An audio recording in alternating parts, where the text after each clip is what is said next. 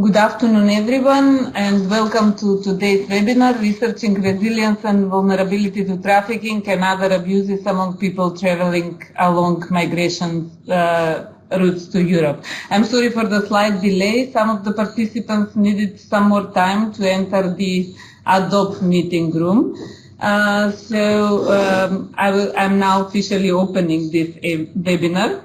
My name is Elena Petresca, and I will be your host today. I'm the project officer in the ICMPD Anti-Trafficking Program.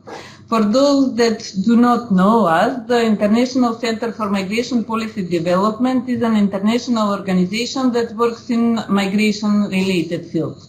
The purpose of ICMPD is to promote innovative, comprehensive and sustainable migration policies and, of course, to provide to our member states and numerous partners worldwide with in-depth knowledge on all aspects related to migration governance in the areas of research, capacity building and migration dialogues. This webinar is part of our project, Study on Trafficking, Resilience and Vulnerability en route to Europe, shortly called STRIVE, which is financially supported by the U.S. Office to Monitor and Combat Trafficking in Persons, JTIP. The study, whose cover page you see on the introduction slide, The Strength to Carry On, Resilience and Vulnerability to Trafficking and Other Abuses Among People Traveling Along Migration Routes to Europe, is the main outcome of the project. Today, actually, we want to present the study and to discuss the carried out research by examining the often overlooked aspects on trafficking in persons and other abuses among those people. And for those who do not have time to read more than 300 pages of the study, we prepared a document and we summarized it in 40 pages briefing paper, as well as 6 pages policy brief. The links you can see on the introduction slide and you can enter them directly. Both are also available on our website. You will find it also there directly. At ICMPD, we believe that the first step in combating trafficking is to understand it. In the context of the migration flows, addressing resilience and vulnerability to trafficking and protecting trafficked people is not only part of our responsibility to address the trafficking phenomena, it will also help to alleviate the desperate situation of these people in general.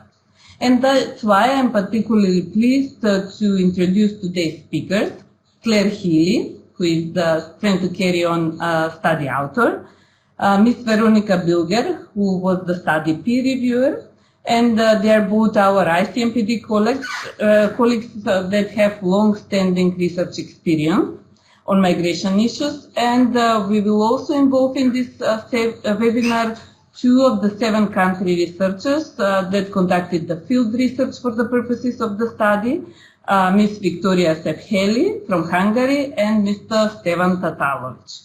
Before giving the floor to my colleague Sanja Milenkovic for a couple of technical details on the procedures of today's webinar, I would like to tell you that today's webinar is recorded and will be available on our YouTube channel, ICMPD YouTube channel afterwards. We would also love to hear from you during today's session, so please use the chat option that you see in the right low corner on your screen. And we will be also answering questions through the question and answer session, so please feel free to send this along using the raise the hand button. Sanja will explain this to you in a minute on how it works. And lastly, I would really like to encourage you to share today's webinar with your social networks and engage in further discussions. We will be tweeting live from our Twitter account, ICMPDTHB, and using the specific hashtags for this webinar. Those are STRIVE study and end trafficking. You are seeing them on the screen. I would like to stop here now and give the floor to my colleague Sanja to explain the technical details.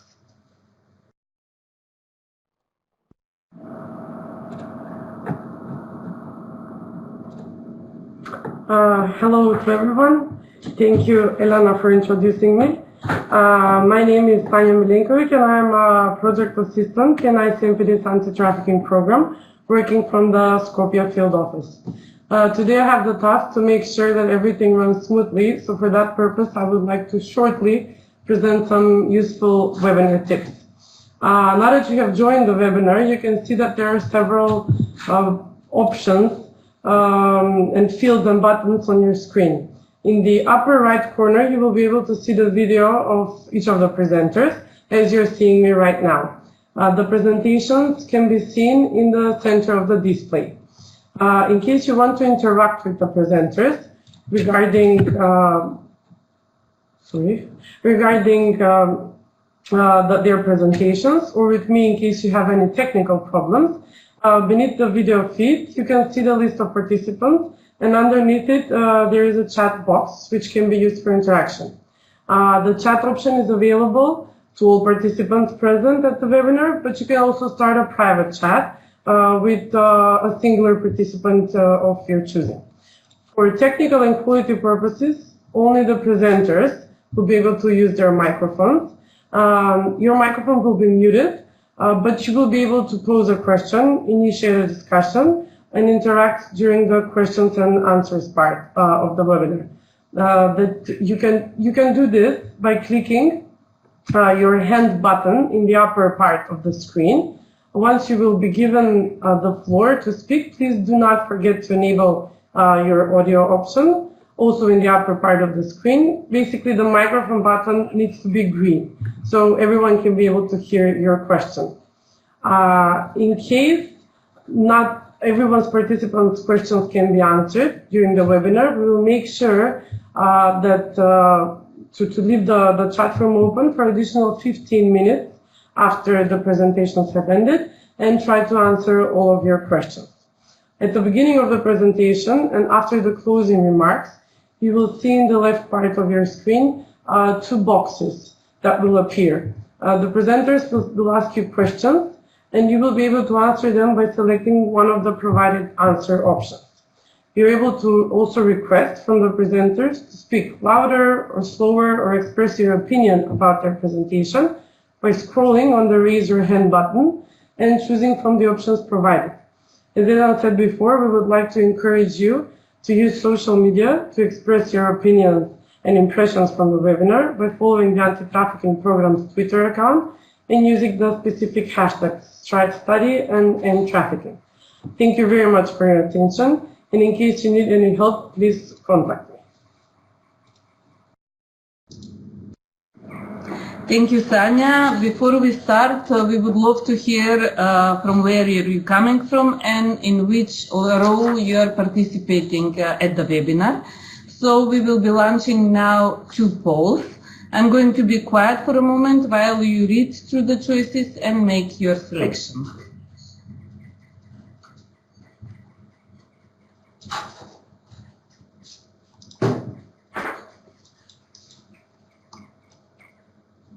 Poll is closed.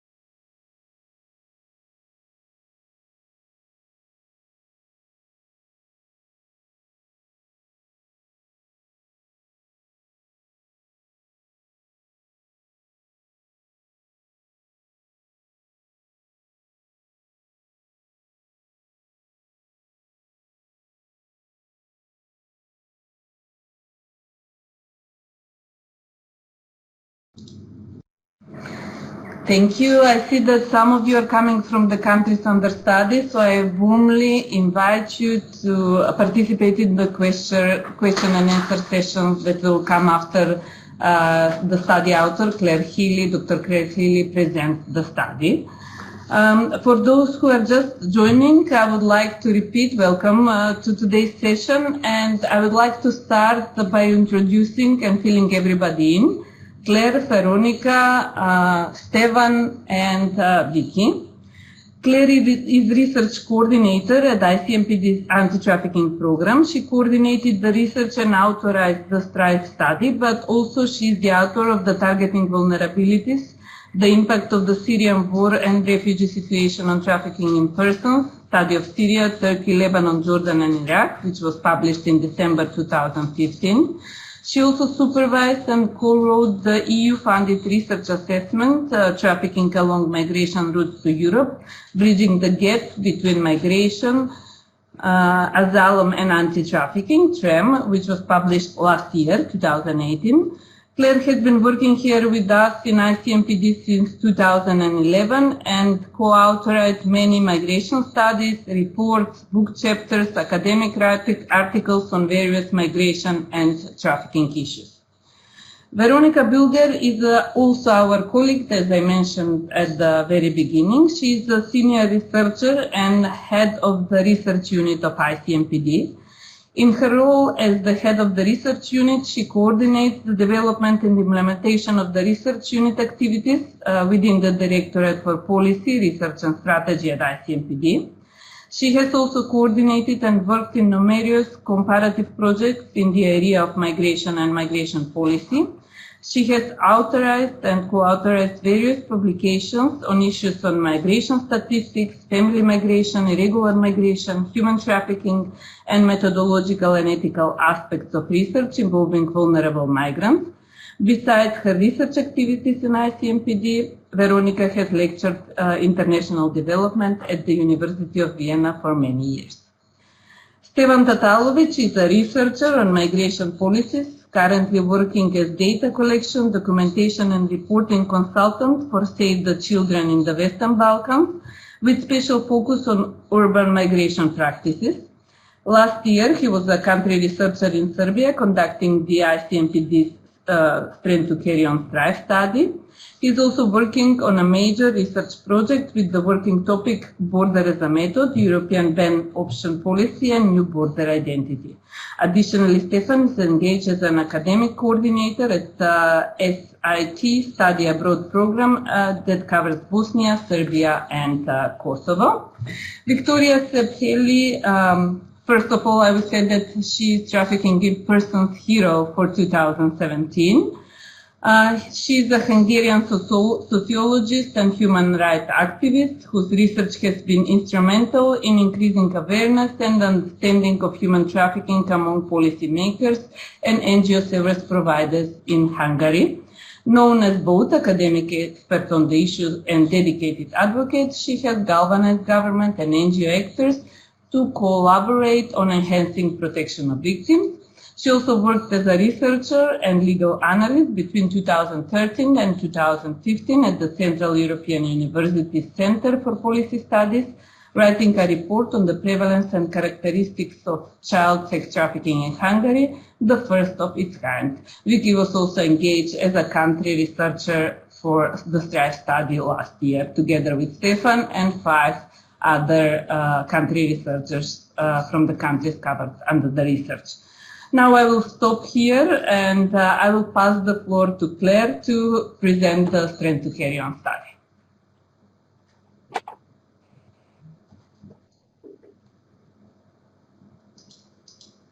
Hello, good afternoon everybody. I hope you can hear me.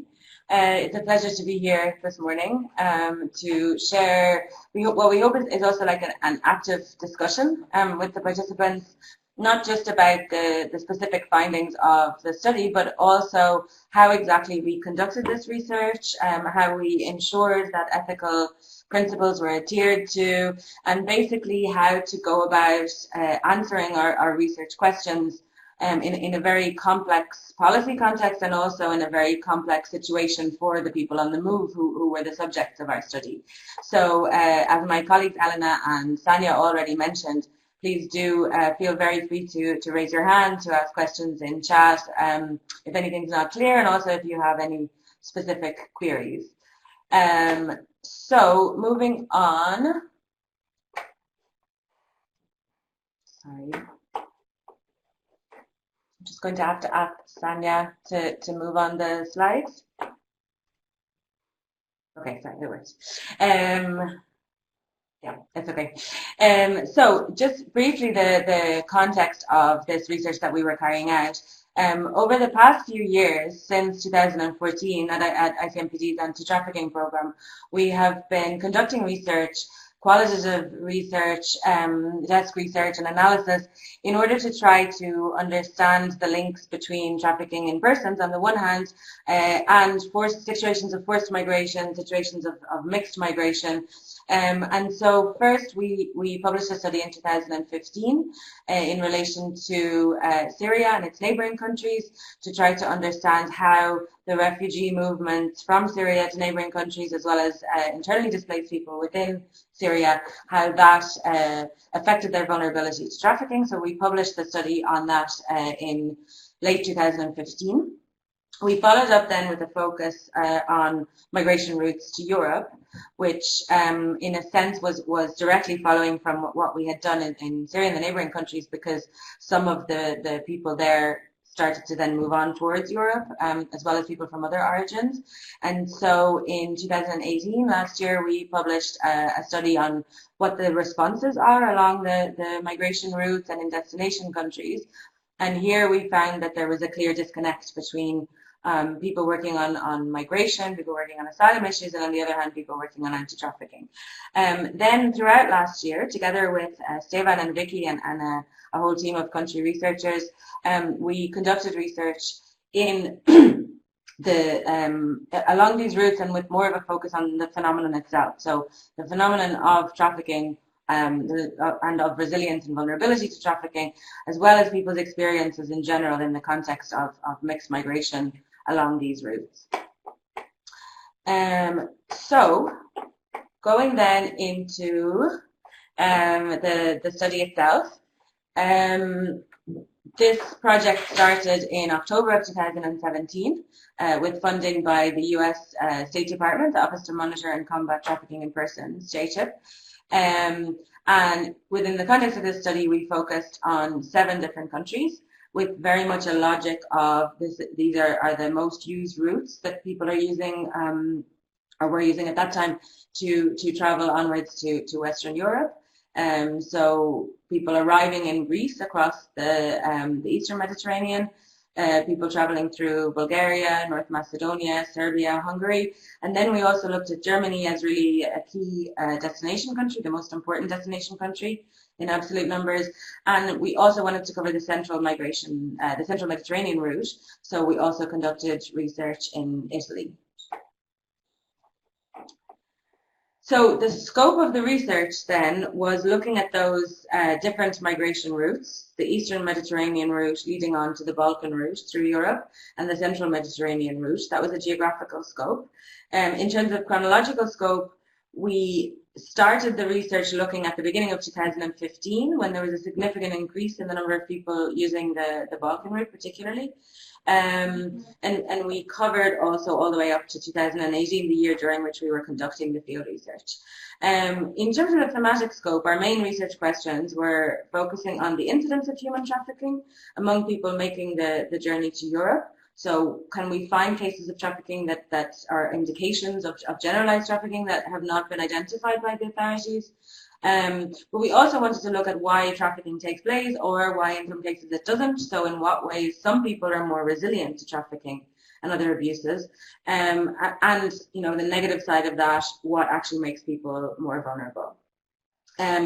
In terms of who we wanted to look at, we made it very broad. So basically, anybody who was traveling or had traveled along those routes, who was from a non-EU country, was covered by the research. We covered both adults and children. And I'll talk a bit more about the methodology of the research now. We made a decision not to directly interview children, anybody under 18, for various ethical concerns.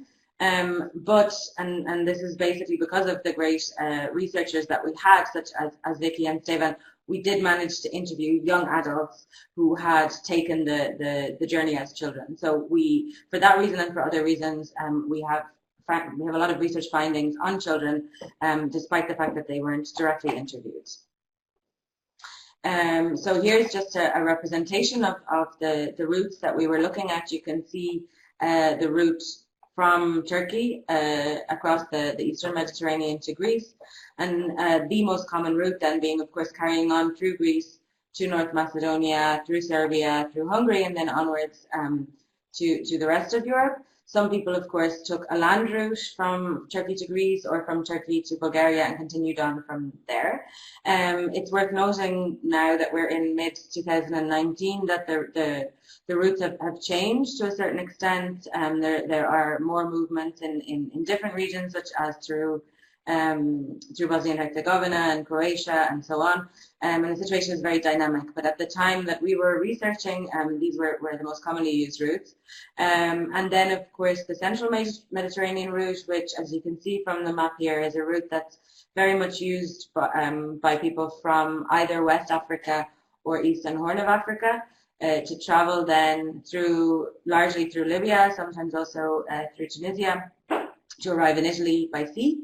And recently also there's a larger proportion of North Africans arriving in Italy directly across the central Mediterranean route. So looking then more specifically at the methodology, we had a highly qualified research team we had a country researcher based in each of the 7 countries that we were looking at. And then as ICMPD, we were coordinating it as a project from our office in Skopje, North Macedonia, and coordinating the research from our headquarters here in Vienna. And the way in which we conducted this was to have a literature review and desk research at the regional level, and then also in each of the countries under study. So the country researchers also conducted a literature review at their level. We looked for any available statistical data, although it must be said, and I'll talk about that later, that there was very little specifically on trafficking among this group. We looked at the relevant legislation and policy at the country level, at the EU level, in the broader European region. And that was basically the desk research phase. Moving on to the field research then, we conducted interviews with key informants. And here we also kept it quite broad. So we really wanted to interview anybody who had any relevant information on our research questions. So this included people from government authorities in all the 7 countries under study, also people from international organizations. One very rich source of information is national NGOs, so people working directly with people on the move and who had been responding as people were arriving. And so there altogether we interviewed 245 key informants in all of the countries under study. And then we also conducted interviews directly with people on the move, and there it was people who were either in the course of their journey or had previously traveled the route. In Germany, for example, a lot of the people interviewed had traveled through the central Mediterranean, through Italy and northwards to Germany, or along the Eastern Mediterranean Balkan route to arrive in Germany. And so we were talking about their experiences in a destination country. Whereas on the other hand, in countries like Serbia and Hungary and North Macedonia, we were interviewing people who were in the course of a journey about their experiences. And it was a good way to then be able to put it all together and understand the whole route logic. So in total, we interviewed 91 people from over 20 different countries. We put all this information together, triangulated it to try and substantiate any findings that we had and best answer the research questions. And then because we were doing very much academic research, we subjected to a peer review process. So Veronica and 2 other external peer reviewers were then at 2 different points able to comment on our preliminary findings and on the methodology, and then subsequently on the final study. So to make sure that everything we were saying very much had an empirical basis, and that we were doing, high quality qualitative research, but also looking at quantitative analysis where necessary, and making sure that we were aware of all of the literature on the topic. Going a bit more specifically then to the interviews. On the one hand, we had the interviews with key informants, and I mentioned that they were from various different backgrounds. And here, of course, it was very important to have informed consent from each of these key informants, which was the responsibility of the country researchers in each case. Sometimes they were interviewed on their own, sometimes in a group. And with the objective always being, we discussed this a lot in the research team, the objective always being we just need to get the information. So the method by which we get it is not as important as the actual information that we get, so that we can then triangulate it and cross-check that information with other sources. Here we allowed each of the key informants to choose their own level of anonymity. So some people were fine with having their name and their affiliation and so on cited. Others preferred to be cited just by their organization, and then still others wanted to remain completely anonymous. And we felt it very important to leave that open to each key informant to choose, to encourage them to really share as much information as possible. So you'll see in the full study that people chose various different levels of anonymity. When it came to interviewing people on the move themselves, we had quite a different approach for various reasons. We wanted to provide pretty much full anonymity to any people on the move that we were interviewing, particularly because many of them had issues related to their asylum status or migration status, or maybe would have put them in danger with smugglers or traffickers and so on. So we kept full anonymity. We had very clear procedures for informing them about the purpose of the research, getting their informed consent, making sure that the interview was conducted in a safe place for them and did not put them at risk in any way. And in certain cases also, well, the majority of these interviews were conducted in English or in the language of the countries under study. Some interviews were also conducted using interpreters to make sure that we could really cover a broad range of people. We weren't looking for a representative sample here because of the difficulties of really setting up a proper interview with these people, making sure that all the ethical concerns were taken into account and so on. But in the end, we did get quite a broad representation of the different groups of people who were on the move and are on the move along these routes. So you can see the breakdown here on the slide in terms of gender and in terms of nationality. I should also mention that in one or two cases, we felt that even providing the nationality would compromise somebody's anonymity, so we left it unspecified. And of course, if you have any questions in relation to that, I would be happy to answer them. I see there's already one question from Sarah. Thank you very much. And I think maybe I'll come back to that at the end, because it's very much related to the findings of the study, and it's definitely an excellent question. So we broke down the phases that we were looking at. We were looking at, as I mentioned, 2015 to 2018. And you could see specifically on the Eastern Mediterranean and the Balkan routes, very specific policy changes. From January to June 2015, we had like a significant increase in the number of people using the route. And this led then, as of June 2015, to policy changes, particularly in Greece, North Macedonia and Serbia, where a form of regular transit was facilitated. So people had less need to rely on smugglers, were able to travel independently. Quite a large number of people traveling during this time, but during this period until March 2016, they had a regularized status in terms of transiting through those countries. Then with the EU-Turkey statement in March 2016, that situation changed. It's referred to as the phase of the closing of the route, where different countries successively restricted movements. We have one quote here from an interviewee from the Red Cross in North Macedonia talking about this change. What we have witnessed after the closing of the route is that every second migrant is a victim of either trafficking or smuggling.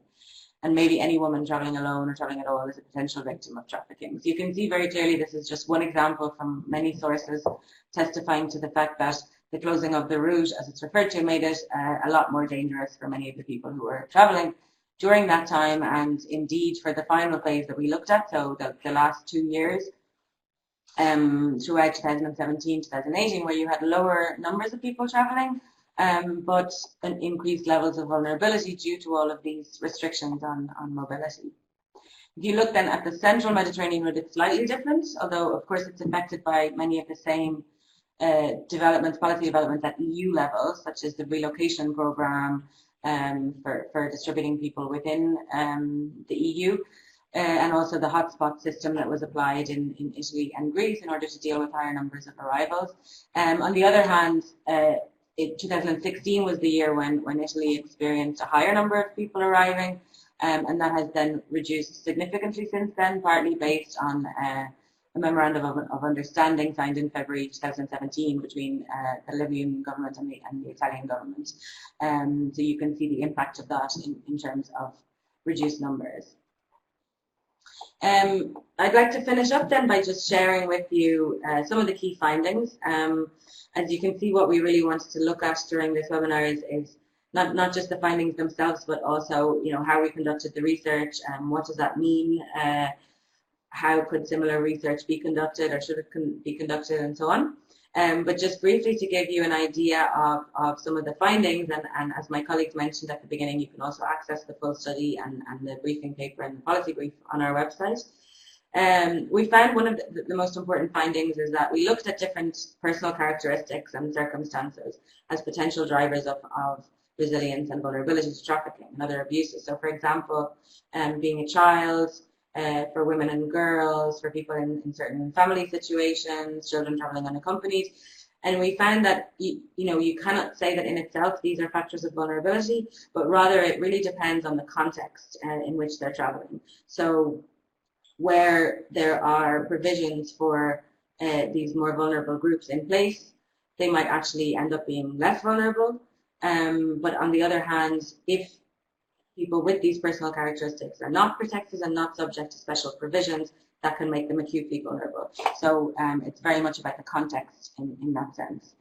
The second finding, and I think this speaks to Sarah's question as well about the journey as the main source of vulnerability. It's to a certain extent, yes, we found that, anybody who has to take this journey in the first place rather than just traveling regularly is in a very vulnerable situation, far more vulnerable than if they could travel regularly by plane and with a visa and so on. But it also depends on which migration policies are in place in which country along the route and at what time. So, for example, we found that people could be far more resilient if they could regularly travel to the final destination, but also if they were traveling the route, they were making this journey, but regular transit was facilitated because it made the journey far quicker, and they did not need to engage with migrant smugglers so much.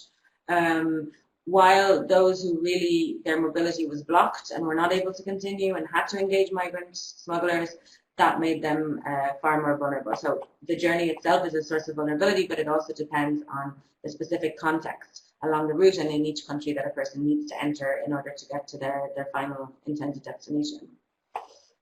And then looking at this experience of migrant smuggling, and I think perhaps Veronica will also talk a little bit about this because it's one of the more complex findings of the study, because on the one hand, we are saying that using migrant smuggling services and engaging with a smuggler can make people specifically vulnerable to trafficking and to other abuses, but it very much depends on the smuggler. So we also interviewed people who were traveling, and we also, from other sources, know that some people, from the point of view of their human rights and of their safety and dignity, had more positive experiences with smuggling services. As one Pakistani man who Sevan interviewed in Serbia, as he put it, it depends. If your smuggler is good, you'll be good. If your smuggler is not good, you won't be good. So he had an experience with a smuggler who was recommended to him, who he had met in a prison in Bulgaria. And he didn't have any bad experiences because that particular smuggler took care of him. He always tried to minimize the walking for me. He always tried to suggest a good game, a fast one, so that he would be able to travel quite quickly and that his safety would be assured. So in this context, yes, you do have an interaction with the migrant smuggler, but that's actually a way of traveling regularly and safely. Even if, of course, the migrant smuggling itself is a crime. And on the other hand, you have people engaging smugglers where that is what causes them to be vulnerable, a much more severe situation. So I think the main finding here is really that not all migrant smuggling situations are the same. It definitely doesn't make sense to conflate smuggling with trafficking, given that in some cases a good smuggler, as we refer to it, can actually protect somebody from trafficking and abuses. But of course, at the other end of the spectrum, a bad smuggler can actually be the one trafficking somebody or can cause that person to be very vulnerable to trafficking and abuse. We also found that access to information had extremely important implications for resilience and vulnerability. One Syrian man we interviewed in Germany spoke about being able to organize the whole trip himself and not having to rely on smugglers because he could access all the information on Facebook. while again you have other people traveling, they don't have access to a smartphone and they don't have access to this information. They're much more dependent on information provided by smugglers and maybe other abusive actors, so access to information is key in that context. And again, coming back to the issue about regular travel, but also regular immigration status. So a huge source of vulnerability is also when somebody has an irregular status in the country they're traveling through or in a country of destination. A very powerful quote that we had from a Nigerian man interviewed in Germany. He was asked, do you know of anybody who's being exploited in the context of asylum seekers in Germany? And his response was, oh, we would be so happy if somebody would try to exploit us, but there's nobody. Even if we had to work for 7 days a week and get paid for 1 day, we would happily do it. So this situation of unsure status and not being allowed to work makes people extremely vulnerable, in this case, to labour exploitation. Then we have this issue of vulnerable groups, of women and girls and of children in general traveling, where we found that, yes, they can be specifically vulnerable, they based on their own personal circumstances, based on gender-specific factors, based on being a child. But in the context of the Balkan route particularly, but it's also the case in the Central Mediterranean route, is that many of the services are targeted towards women and children, and that often leaves adult men outside of the system with no access to essential services. And so many of the trafficking cases that we found were actually affecting men and teenage boys, also because they're the majority of people traveling along the routes. But in many cases, in an ideal scenario, women and children were able to access support services and protection, while men and teenage boys were not, and that left them much more vulnerable. So here it's just important when providing services to vulnerable groups to remember that people who may not on the surface seem vulnerable can end up in an extremely vulnerable situation. And that was particularly the case for men and boys. Specifically on unaccompanied children, we found, as I said, that if the services are in place, they can be more resilient if they are unaccompanied, but they're provided with protection. But in many of the countries, they might be incorrectly identified as an adult, even though they're a child, or they may be traveling with adults who are not their parents or guardians, but the authorities assume that they are, and leave them traveling with unrelated adults, which can make them extremely vulnerable. In some cases, children are instructed by a smuggler or even by a trafficker to state that they're adults, so that they can carry on traveling. And of course, and we all know it, a severe moment of vulnerability is when an unaccompanied child is in the system and being protected, but then turns 18 and is no longer protected, and that may leave them very open to exploitation and other abuses. Some final findings then in relation to trafficking itself. If you look into our study, we found specific indications of a total of 69 potential trafficking cases. We found that the breakup among them, you can see in terms of forms of trafficking, in terms of women and girls versus men and boys. And we also found a number of cases of deprivation of liberty for extortion, where it basically a sort of a debate needs to happen as to whether this is related to trafficking, whether it's a form of trafficking, and so on. But the important thing to note here is that very few of these cases where we obtained information, very few of them were officially identified as trafficking by the authorities. Very few of them even were identified by support services as potential trafficking cases. So it's clear that the statistics we have on trafficking in this context are very much underestimating the problem. The forms of trafficking were the most common were sexual exploitation, here also affecting boys and young men. So again, there's a lack of attention to this and it needs to be focused on. Cases of labour exploitation. We also found a lot of cases of forced criminal activities, particularly forced migrant smuggling, where when we looked into specific situations of migrant smuggling, we found that in some cases the people providing the migrant smuggling services had been coerced into that situation. So here it's also forced migrant smuggling as a form of trafficking. And finally then, and I'll pass it back to Eleanor to sum up, you'll see that there's a lot of research there, that we had a lot of different sources, really a wealth of information. Which was quite challenging to analyze, but one of the main threads throughout all of the findings is this complex relationship between smuggling and trafficking in this context.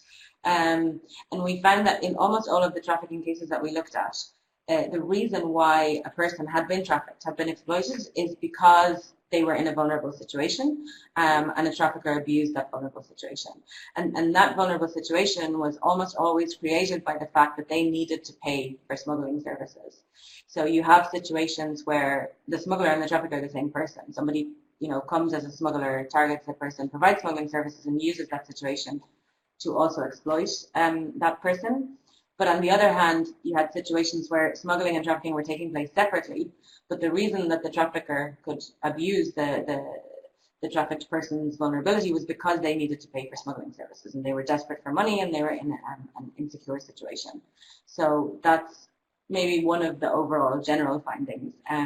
But I'll pass it back to Elena, and maybe we can also talk a bit more at the end about Sarah's question, what are the most realistic options for allowing people to travel regularly, because we do have a number of recommendations in that regard.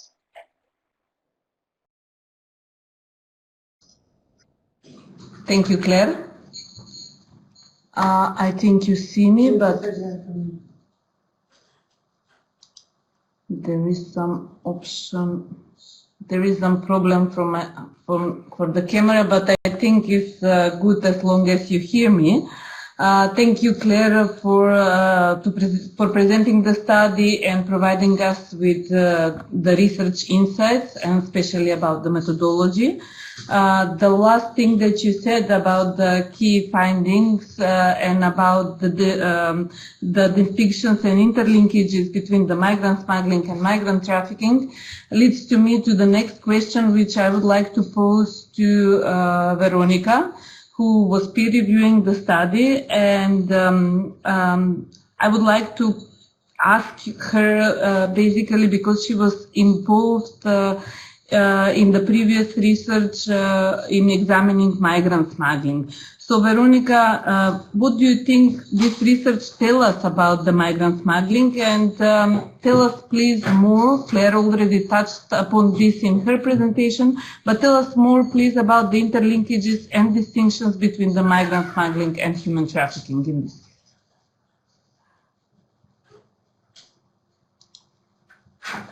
Do we have Veronica?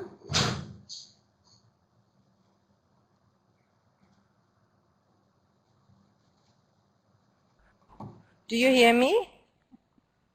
Yes, we do hear you, Veronica. Okay, good. Yes.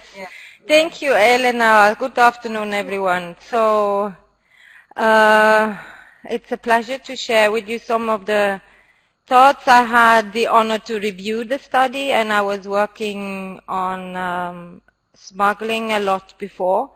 So I would like to share with you some aspects which I think the STRIVE study really brings into the discussion about smuggling and the link to trafficking. So first of all, the STRIVE provides very rich empirical data, and on, as you said, Claire, on the different route sections, I think that is very important, and that gives us a good overview on what is happening in the different countries. And like from existing literature, we know a lot about what is going on in specific countries. We have information on what routes migrants take generally, and the nature and the conditions of the journey from a descriptive point of view.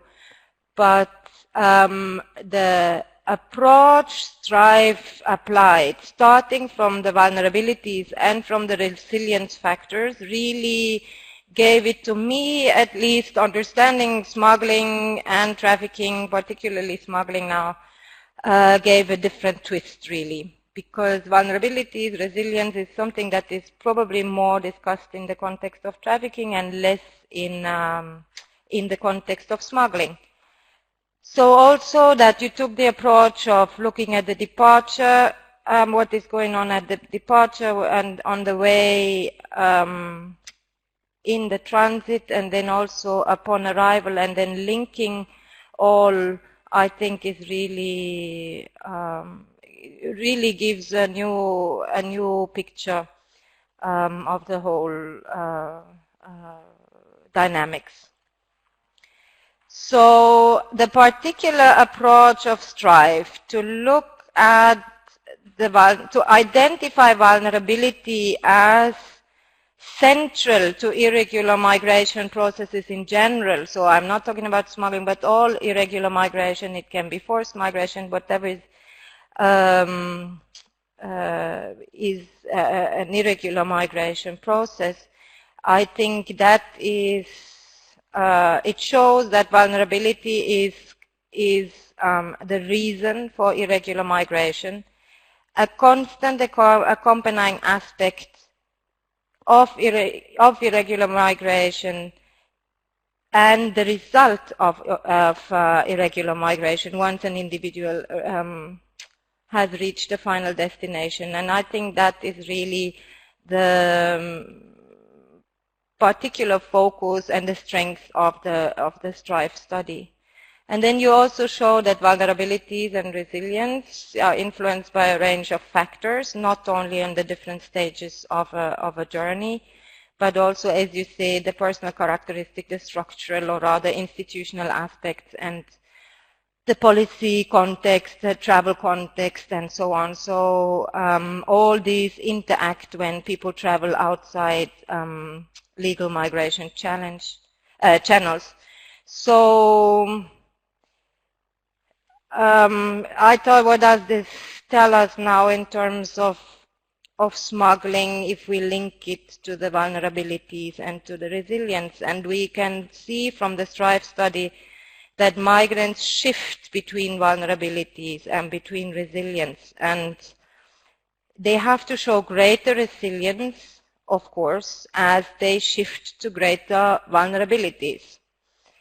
And this now is, for me, the link to smuggling. So let me start with the definitions. We have the clear definitions with the Palermo protocols and the distinction between smuggling and trafficking. And this is very important, and it was very important at the time when these definitions were developed. But that's another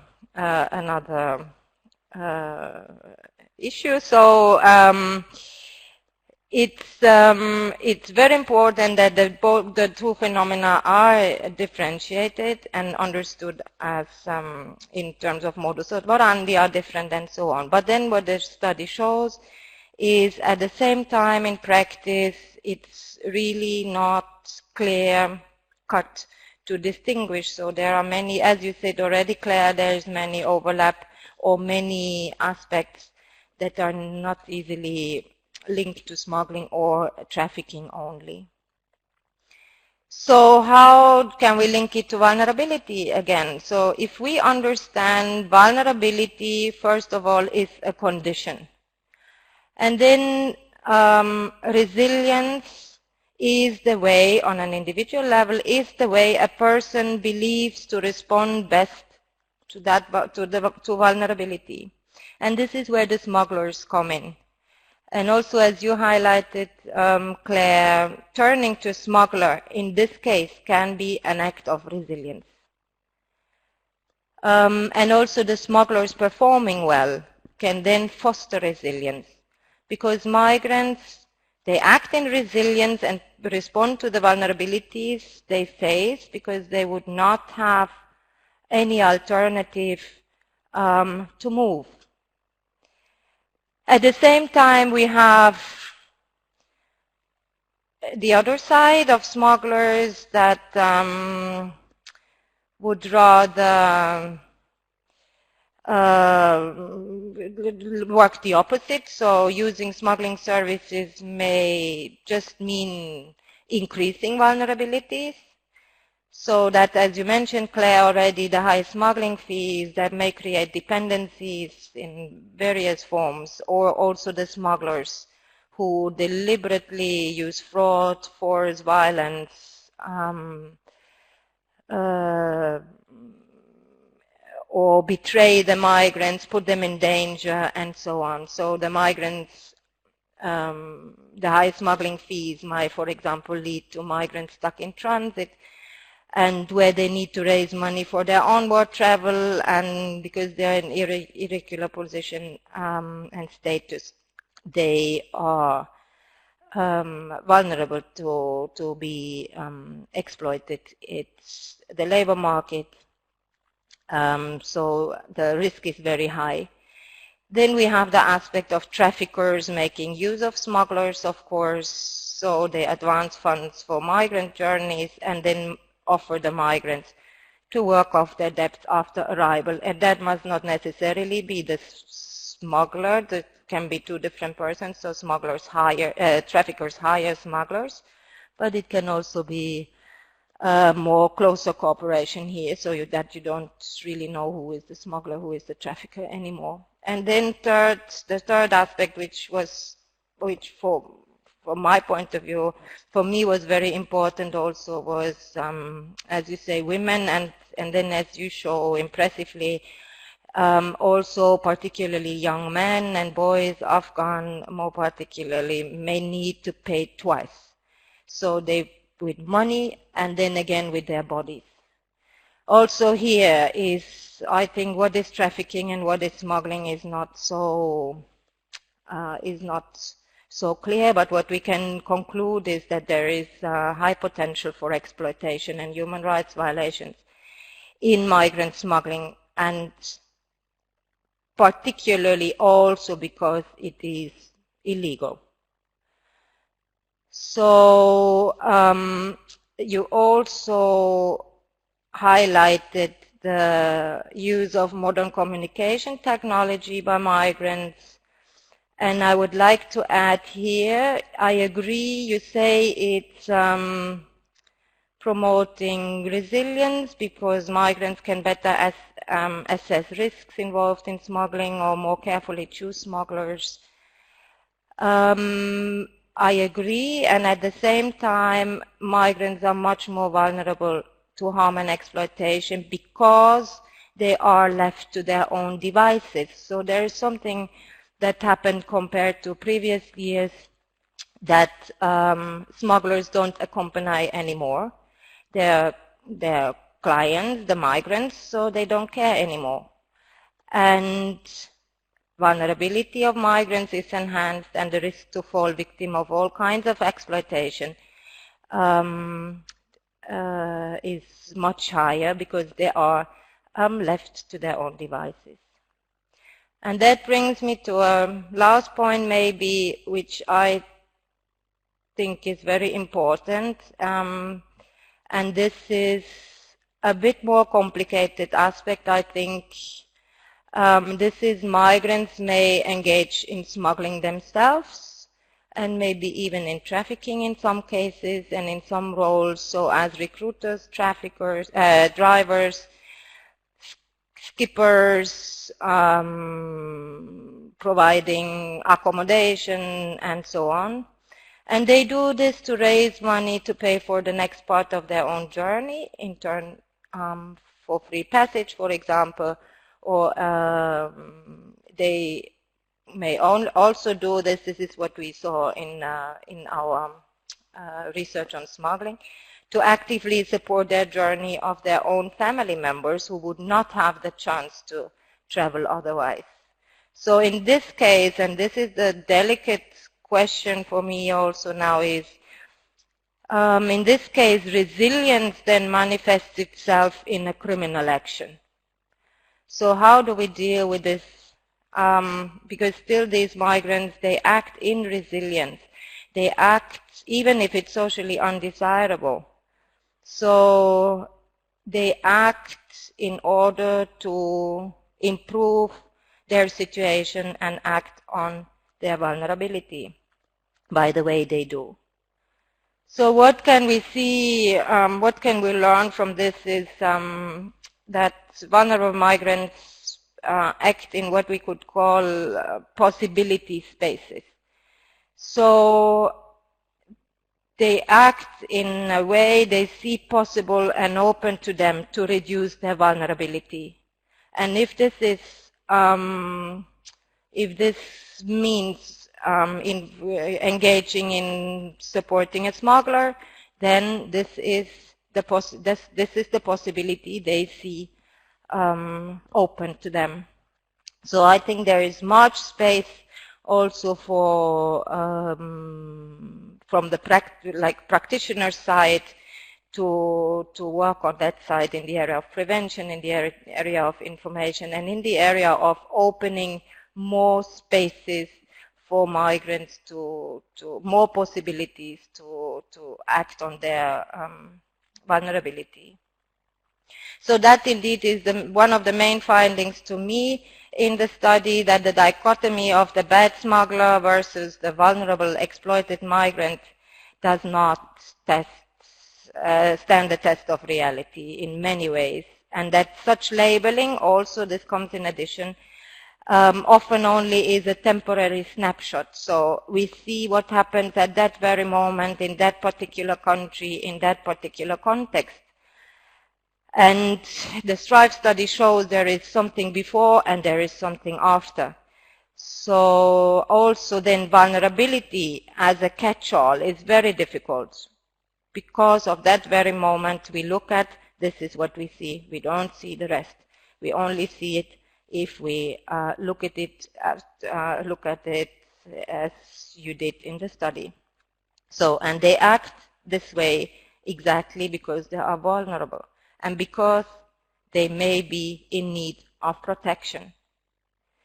So going back to the smuggler and the migrants engaging in smuggling, fighting the smuggler then only may not make such a big difference to the situation, because they act on their vulnerability, and this is where we would need to change. And it also shows that when we see the full picture, it comes very clear that vulnerable persons, in whatever way they appear at this very moment, should not automatically be excluded from access to protection in whatever action they engage, because we don't know what the background of that very moment where we see the action actually is. And migrants on the move can be everything. If you look through the whole journey, follow them the whole journey, can be everything at the same time and also in the same at the same time or in the same journey. So they can be smugglers, they can be victims of trafficking, they can be irregular migrants moving on their own, and so on. So it just depends on where do we look at the person at which moment. And that also leads me to the identification of cases of trafficking and cases of smuggling. And in many cases, I think we would understand it as smuggling because we only see whether it's a case of trafficking at the end when the exploitation takes place. And that is very different to understanding smuggling, because either you cross the border illegally supported by someone, or you don't. So it's very clear what smuggling is, and the link to trafficking we cannot easily see because we know it's about trafficking only when the exploitation takes place. So paying attention to all these interrelations, I think, is particularly important, and I think this is what STRIVE tells us, basically, and that we should look much more into social interventions that could open new spaces, new possibility spaces for action for migrants, spaces which they don't see in their respective current contexts for themselves. So that's the highlights I see in the STRIVE study in regard to the link to smuggling. Thank you, Veronica. Thank you very much for elaborating the linkages and distinctions between the smuggling and trafficking, also from the perspective of the other research you conducted. I would also like to thank you for your valuable engagement in pre-reviewing of the study. I see now, meantime, that the chat window is full of questions, but having in mind that we are running out of time, I would leave the questions for the question and answer session right after the interventions of the two country researchers. I would like actually to give the floor to them. They worked very hard and conducted the field research in the past couple of months. We are including here today only Stevan and Vicky, but I would like to thank to all 7 of them who provided valuable input to the study by conducting their research in the countries under study. I would like to apologize that my camera is not working, so unfortunately by the end of the webinar you will have to actually just listening to me, which works and it's fine. So I would now like to pass the question to Stevan, who conducted the field research in Serbia for the purposes of the STRIVE study. Stevan is an important transit country on the Balkan route. What is the situation in Serbia with trafficking for forced migrant smuggling and other forced criminal activities? And could you please tell us who are the victims of these forms of trafficking? If you could provide us with some case study examples, that would be great. Okay, can you hear me well and see me? Yes, we do and see you well. Great. Thank you, because I lost the connection, but I'm back. So nice to be here. I'm greetings from Belgrade. So my name is Stevan Tatalovic, and I was, as Elena introduced me, a country researcher in Serbia. And I would like, within these 6 to 8 minutes, to be really consistent and comprehensive and cover everything, which is going to be hard, but so to share some of the key recommendations, to talk about the experience in carrying out the research with the people on the move, and also I would like to share some examples, but throughout the latest development in Serbia, what actually is going on. So to start with this example, I will also going to be able to shed a little bit of light on trafficking and resilience and vulnerabilities. So basically, last week, an incident occurred when a 21-year-old Afghan was killed on Wednesday night in downtown Belgrade. And as reported by Serbian media, a young man was actually stabbed several times by younger compatriots and died shortly after.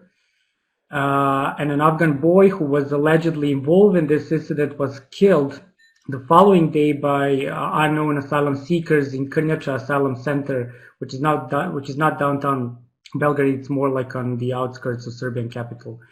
So while the first victim was allegedly connected to the trafficking networks, the second victim is thought to be the victim of revenge, actually. Like it was a revenge killing, which is what police and Serbia media reported. So this is not the usual situation that happens in Belgrade, even though city became a smuggling hub during the last few years. However, I would like to highlight few issues of importance that we found out throughout our research, and to talk more about the paradox of vulnerability, especially that culminates throughout this incident. So in Serbia, as well as in other countries covered in this study, there is a consensus among people who support refugees and other migrants. I mean, when I say support, who provide services to refugees and other migrants, the consensus is that women and girls are more vulnerable in the context of migration journey, which is true, and we all of us can agree upon that. But those service providers, as a conclusion, said that if women and girls are particularly vulnerable to trafficking and other abuses, then it follows that men and boys are more resilient. However, this presumption of resilience among state authorities and NGO service providers may actually exclude men and boys from service provision, and which results that single adult men and unaccompanied boys are more vulnerable in a specific context precisely because they are considered to be less vulnerable. And because of this, they are more likely to become victims of physical violence, and which can be done by or perpetrated by law enforcement, smugglers, and also other men that they meet throughout the journey. So I deliberately wanted to talk when I was conducting a research with as much refugees and other migrants that I can. And I successfully conducted a number of in-depth narrative interviews, more than 40, so I think 44 in the selected locations. And they provided me with as many information. It was really a detailed case studies of their individual personal experiences, as well the experiences of the other affected people. So, but when it comes to research itself, the most significant challenge were those ethical principles, because we had to involve those vulnerable people in the research. And another challenge in relation to that was because due to the significant additional risks attached to the interviewing those vulnerable people, we weren't able to interview children.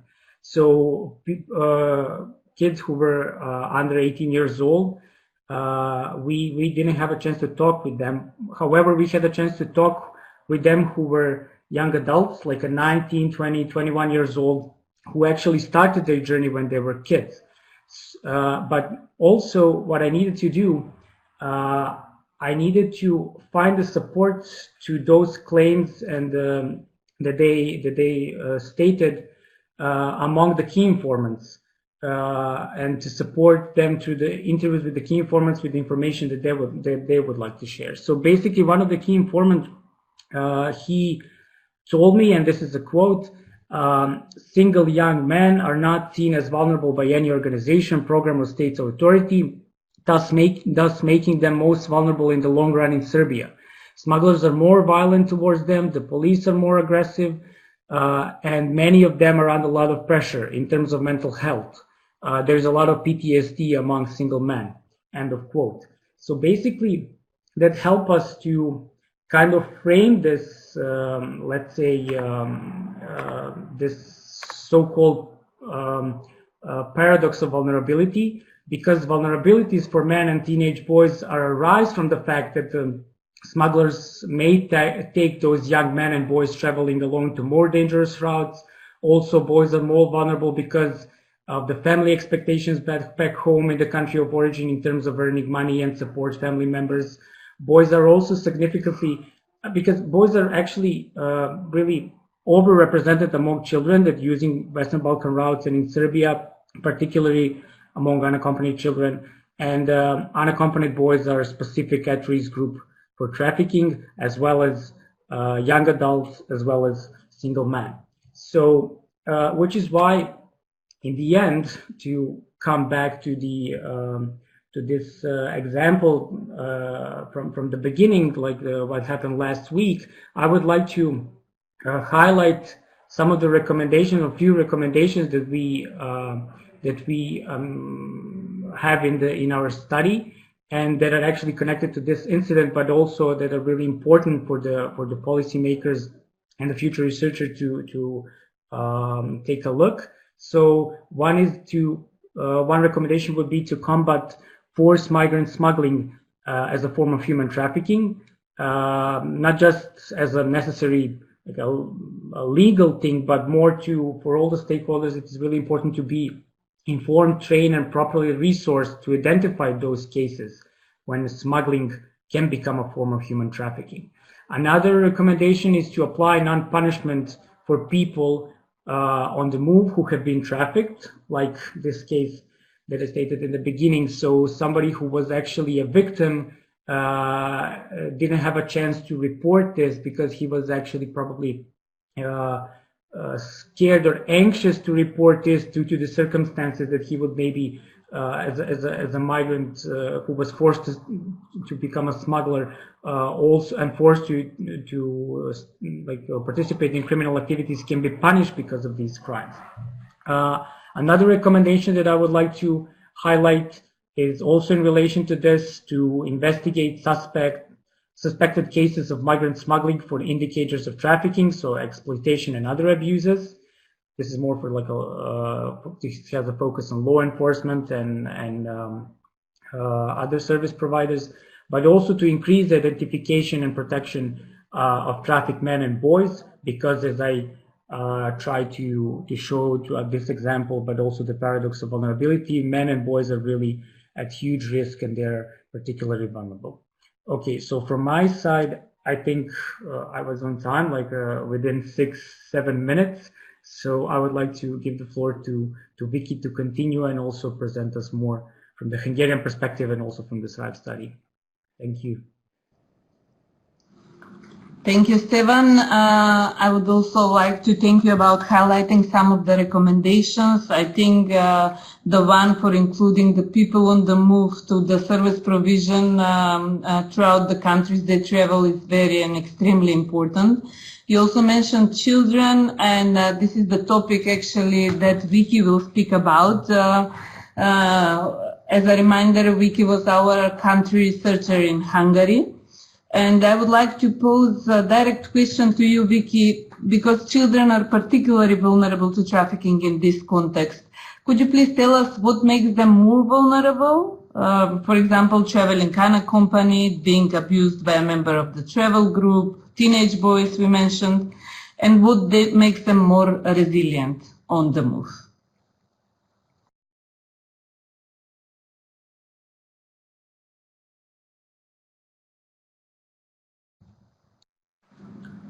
Sorry, Vicky, we do not hear you. Could you please do some settings? Yes, thank you. Okay, good.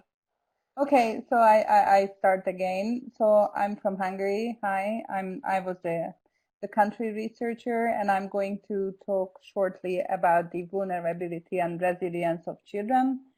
And I would also share some recommendations for stakeholders, service providers, police, child protection, and NGOs. What makes children more vulnerable during the journey, that first of all, they are more vulnerable because of their lack of development and life experience. And what was mentioned mostly by the key informants, these are age and gender. These are the biggest vulnerabilities of children, and journey circumstances, but policies of transit and destination countries affect vulnerability and also resilience. These are increasing or reducing it as well. Children may be sent by their parents to travel alone. It is a family strategy. The family usually selects the child whom they consider best equipped to travel to the intended destination country, and these are usually teenage boys. We have heard during the study sexual and physical abuses and exploitation in relation to teenage boys. Different sexual exploitation forms are also affecting women and girls, and they are actually they are at a higher risk of sexual exploitation in prostitution and the so-called survival sex. This is the exchange of sex for a good or service that the woman or girl needs. So we would like to give 2 recommendations here, and one of them is to implement measures to ensure that families can remain together during the journey, and the other one is to access groups of people on the move to determine family relations and identify potential abuses. And we would also like to recommend to provide for separate immigration and asylum procedures for each member of the family during the legal procedures.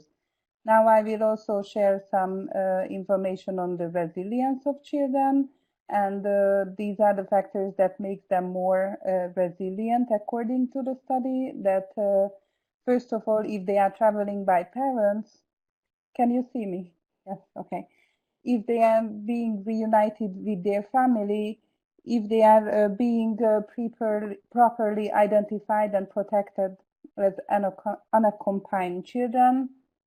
And one of the key factor in their identification is age assessment.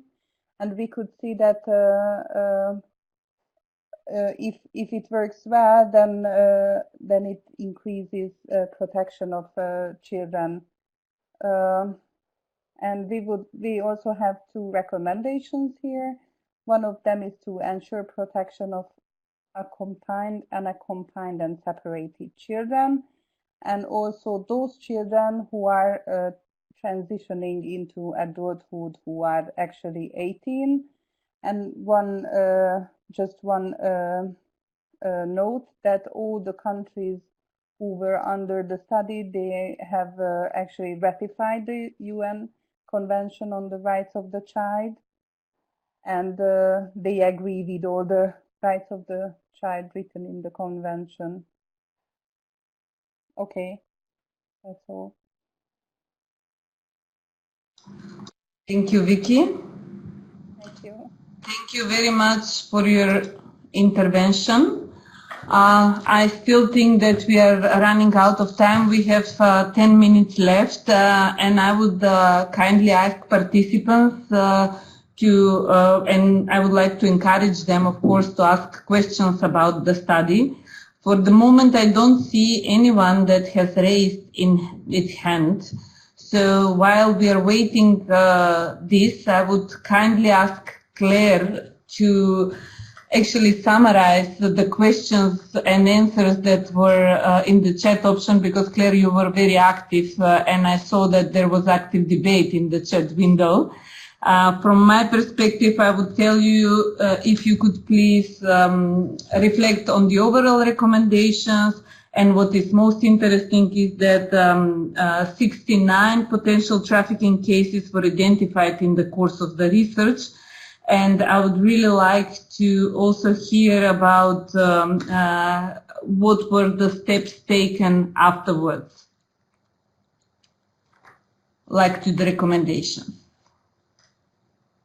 Claire? Okay, thank you, Elena. It's been a really, really interesting discussion, and I think, I mean, we addressed some of the issues in the chat. Maybe the first one is something that I think both Stephen and Vicky have talked about at length, and Stephen in a very, showing us just how severe the situation is in relation to how this whole situation affects teenage boys and young men who form the majority of the groups arriving, and who are sort of in a catch-22 situation where, as Veronica said, if they try to remain resilient by trying to find some form of work or by finding a smuggler to help them to carry on, this is what gets them in contact and in conflict with the law. So we definitely need to have a better response to that. We have a lot of concrete cases of that in the study. In the study itself, we have cases of potential trafficking. We also have an annex at the end with more cases. Unfortunately, we really found a lot, particularly those that fit the profile of these teenage boys and young men who are in these sort of impossible situations where it's impossible for them to protect themselves and to stay on the right side of the law and so on, leading in the worst case scenario to what Stephen described. So I think that's most definitely one of our key findings, and also one of our key recommendations is that while we absolutely agree that you have to focus on the vulnerabilities of children, and you have to focus on gender-specific vulnerabilities of women and girls, that should not be at the cost of considering that this other group of adult men and of teenage boys, who don't look like victims. We have to do better than that. We have to recognize the situation that they're in, and we have to make sure that we also have specific services for this group, and that they're not just left outside and left with no other options than these very dangerous situations that we've been talking about. The other main issue I think that we were discussing is, what are the different forms of trafficking that we saw? We saw forms that don't always come to light because they're not often registered by the authorities. Specifically, as David mentioned, this issue of forced migrant smuggling or any forced involvement in criminal activities. There's also a clear need to deal with these issues. We refer to them as deprivation of liberty for extortion. Often gets referred to as kidnapping in the debate. So basically, and this always happens in a context of migrant smuggling, where somebody is locked up somewhere in an effort to extort more money from them. And right now, in our international and national legal context, we don't protect that person as a victim. We don't acknowledge the human rights violation that they have suffered, and we don't see those smugglers as abusers, as exploiters, as traffickers. And that's a very urgent policy discussion that needs to take place, I think, and we alluded to that in our recommendations.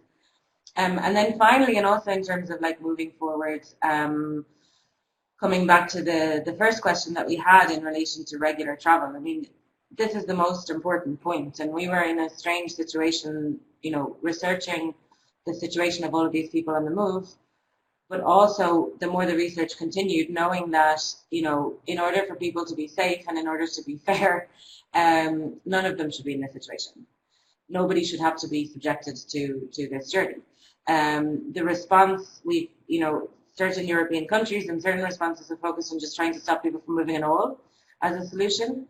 From this research and other research, it's clear that that's also not a solution, because people very often, the place that they're in now and that they want to leave is also making them vulnerable. So telling them just to stay and giving them no options and no prospects is also not going to deal with this. So if we really want to address both migrant smuggling and human trafficking, we have to get a lot more serious about the issue of regular travel. There are a number of EU countries that provide resettlement places for refugees through the UNHCR, but the numbers are absolutely tiny compared to the numbers of people travelling in general.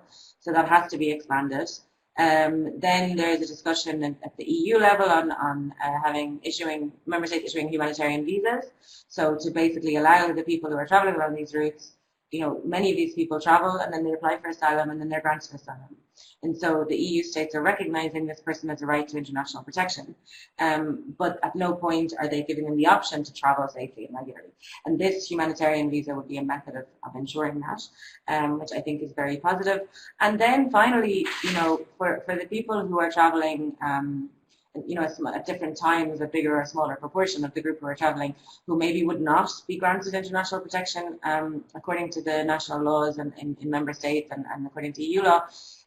For those people, we have to look at regular immigration channels and make sure that they are available, because we know that right now it's very restrictive, that, you know, these people basically, they want, when you're an individual person about to leave your country of origin, you want to travel regularly and seek asylum and be granted asylum, or you want to travel regularly as a resettled refugee. Or if you're not in that situation, you want to travel regularly and get a job and work, or travel regularly and study.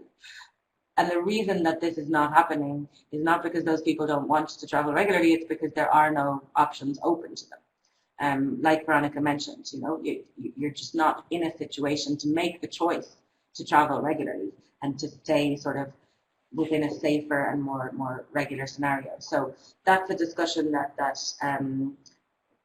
needs to take place, and the policies need to change, which of course requires quite a shift in the many EU member states are kind of moving in the opposite direction right now, but I think it's really important to use these empirical findings, use the knowledge base to push in that direction. Thank you, Claire, about providing an insight to the overall recommendations. I absolutely agree. The realistic options for regular travel are the most important, and thank you again for updating us on the recent developments on the European level on this. So just to conclude, before we conclude, I would kindly ask Sanya to raise the polls about how satisfied are you from these webinars before we close. And I would like to say that from what we've heard today is that we cannot keep making the excuse of thinking that this is the temporary situation. Actually, the factors that will contribute to the incidence of trafficking among these population groups are already clearly in evidence, and STRIVE findings show that very clearly. And it is by using this knowledge and discussions like this one in this session today that we will contribute to make a step further. in addressing these problems and eventually reduce the likelihood of trafficking cases along migration routes in the future. My thanks to all those who contributed to this webinar today. First and foremost, Claire, Veronica, Stefan, and Vicky for sharing your valuable expertise, and to you participants for such a lively and interesting exchanges and contributions. I would just like to say that the chat option will stay open for the next 15 minutes in case you have any additional questions to raise to Claire or to the team. For now, this is the same. I would really like to use and to say that there might be a future, that I really hope that there will be similar opportunities to present the STRIVE study again. Thank you and goodbye.